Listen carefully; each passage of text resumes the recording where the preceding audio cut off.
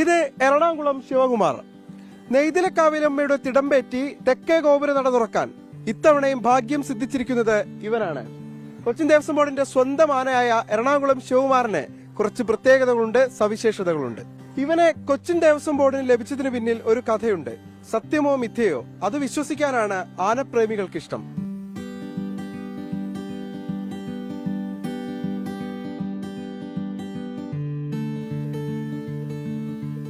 ശിവകുമാറിനെ കുറിച്ച് കഴിഞ്ഞ 8 വർഷത്തോളമായി ഒപ്പമുള്ള പാപ്പാൻ സുരേഷ് ഏട്ടനും കുറച്ച് കാര്യങ്ങൾ പറയാനുണ്ട്.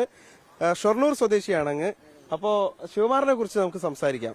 ശിവകുമാർ എന്ന് വെച്ച് കഴിഞ്ഞാൽ സാധാരണ ഒരു ശാന്തമായിട്ടുള്ളൊരു പ്രകൃതമാണ് ആനയുടെ.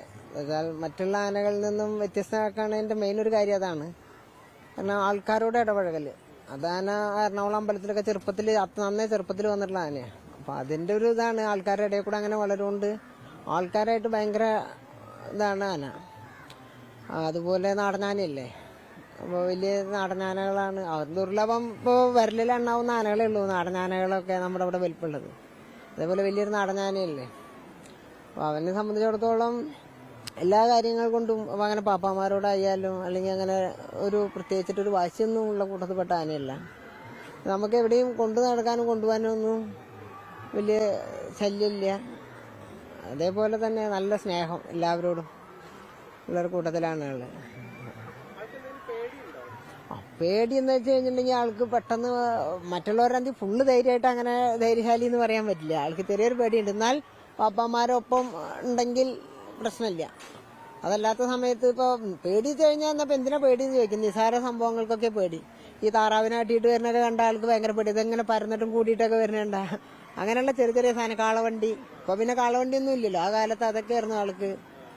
കാണാത്ത കുറെ സാധനങ്ങൾ ഉണ്ടാവുമല്ലോ, അങ്ങനെയുള്ളതൊക്കെ കാണുമ്പോൾ ഒരു പേടി കാണിക്കും. പക്ഷെ നമ്മളൊപ്പം ഉണ്ടെങ്കിൽ അതൊന്നും പ്രശ്നമില്ല ആൾക്ക്. ഉണ്ട്.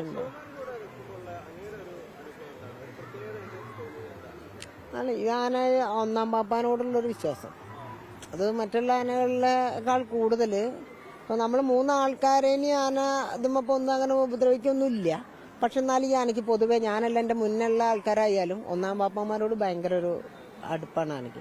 വല്ലാത്തൊരു വിശ്വാസമാണെങ്കിൽ അതെന്താ വെച്ചാൽ ഒപ്പമുള്ളപ്പോൾ ആ ഒരു ധൈര്യം ആനയ്ക്ക്. നമ്മളൊപ്പം ഉണ്ടെങ്കിൽ ആന ഈ പറഞ്ഞ പേടിയൊന്നും ആന കാണിക്കില്ല. അല്ലാത്ത സമയത്ത് ചിലപ്പോൾ ആളിതൊക്കെ ചാടി മറിഞ്ഞിട്ടും പേടിയൊക്കെ കാണിക്കും. ഒന്നാം പാപ്പാനെന്ന് പറഞ്ഞു കഴിഞ്ഞിട്ടുണ്ടെങ്കിൽ ഭയങ്കര ഒരു ആത്മബന്ധം ആനയ്ക്ക്.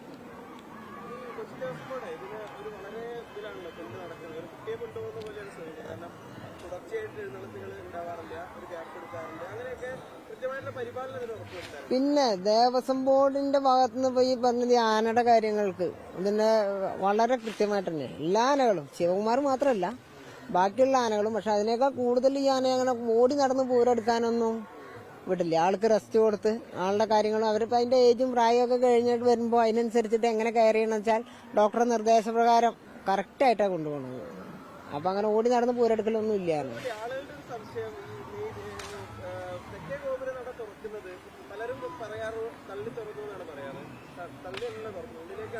അതെ അതെ.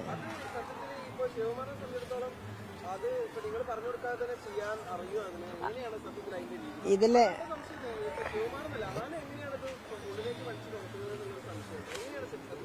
ഇതിലിപ്പോ നമ്മള് ഉള്ളിലേക്ക് ആന വലിച്ച് തുറക്കുക എന്ന് പറഞ്ഞു കഴിഞ്ഞിട്ടുണ്ടെങ്കിൽ ഇതിന് പാപ്പന്മാരുടെ ഒരു സപ്പോർട്ട് ഇതിൽ ആദ്യം ഉണ്ട്. സ്ഥിരമായിട്ടൊരു കാര്യം ചെയ്യുകയാണെങ്കിൽ ഇപ്പൊ നമ്മൾ ഈ പറമ്പിന്റെ ആന നിൽക്കണ പറമ്പിന്റെ ഒരു ഗേറ്റ് തുറക്കണം എന്നുണ്ടെങ്കിൽ ആനയ്ക്ക് അത് കൈയിട്ട് കഴിഞ്ഞാൽ നമ്മൾ തുറക്കാനാണെന്നൊരു ഐഡിയ വന്ന ആളത് തുമ്പി കൈ കൊണ്ട് മെല്ലെ അങ്ങോട്ട് വലിച്ചു നീക്കും.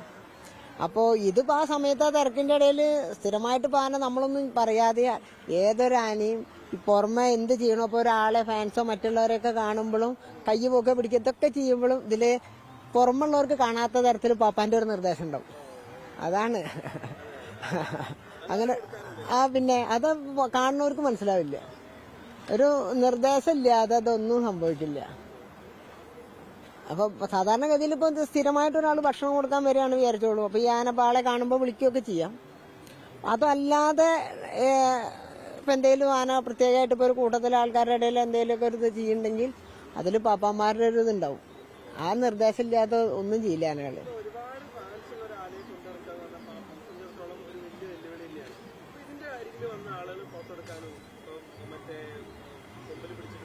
ആഗ്രഹിക്കുന്ന ആളുകളുണ്ടാവും, അടിയിലൂടെ നടക്കാൻ ആഗ്രഹിക്കുന്ന ആളുകളുണ്ടാവും. അങ്ങനെയുള്ള ആളുകൾ കയറുമ്പോൾ നിങ്ങൾ എങ്ങനെയാണ് അതിനെ ഡീൽ ചെയ്യുന്നത്? എന്നെ സംബന്ധിച്ചിടത്തോളം ഞാൻ എല്ലാവരും അതാണ്, ആര് വന്നാലും ഞാൻ നമ്മളിപ്പോ അടിയിൽ കൂടെ അങ്ങനെ നടത്താൻ അല്ലെങ്കിൽ കൊമ്പുമ്പോ പിടിച്ചിട്ടൊന്നും കാര്യമായിട്ട് എടുക്കാൻ സമ്മതിക്കില്ല. എന്നാലും ആൾക്കാർ ഈ തിരക്കിന്റെ ഇടയിലൊക്കെ എടുക്കും. അത് കുറെയൊക്കെ നമ്മൾ അവരവരാഗ്രഹമല്ലേ. അവരിപ്പോ ഒരു ആനയെ നമ്മളിപ്പോ ഇത് ശിവകുമാറാണ് അതിന്റെ അടുത്ത് ചെല്ലണം എന്നൊക്കെ പറഞ്ഞിട്ട് വരുമ്പോ മുഴുവനായിട്ട് നമുക്ക് അങ്ങോട്ട് അവോയ്ഡ് ചെയ്യാൻ പറ്റില്ല. കുറെയൊക്കെ അവരുടെ ഇതിനനുസരിച്ച് നിൽക്കും. കാരണം നാളെയും നമ്മൾ പുറത്ത് പോയിട്ട് പൂരെടുക്കണ്ടേ. എല്ലാവരായിട്ട് അകറ്റി നിർത്തിയിട്ട് നമുക്കൊന്നും ചെയ്യാൻ പറ്റില്ല. പിന്നെ ഇപ്പൊ ഇത് പറ്റുന്നുള്ളൊരു വിശ്വാസം കൊണ്ടല്ലേ വരുന്നത്. അപ്പൊ അതിനുള്ള സൗകര്യമൊക്കെ പരമാവധി ചെയ്യാറുണ്ട് ഞങ്ങള്. പൂരക്കാലം കഴിഞ്ഞാലും നമ്മുടെ ദേവസ്വം ബോർഡിലെ അമ്പലങ്ങളിൽ ശിവേലി, തൃപ്രയാറ്, തൃപ്പൂണിത്തറയൊക്കെ അമ്പലങ്ങളിൽ ശിവേലി ഉണ്ടല്ലോ. പിന്നെ ഇവിടുത്തെ പരിപാടികളുണ്ടാവും.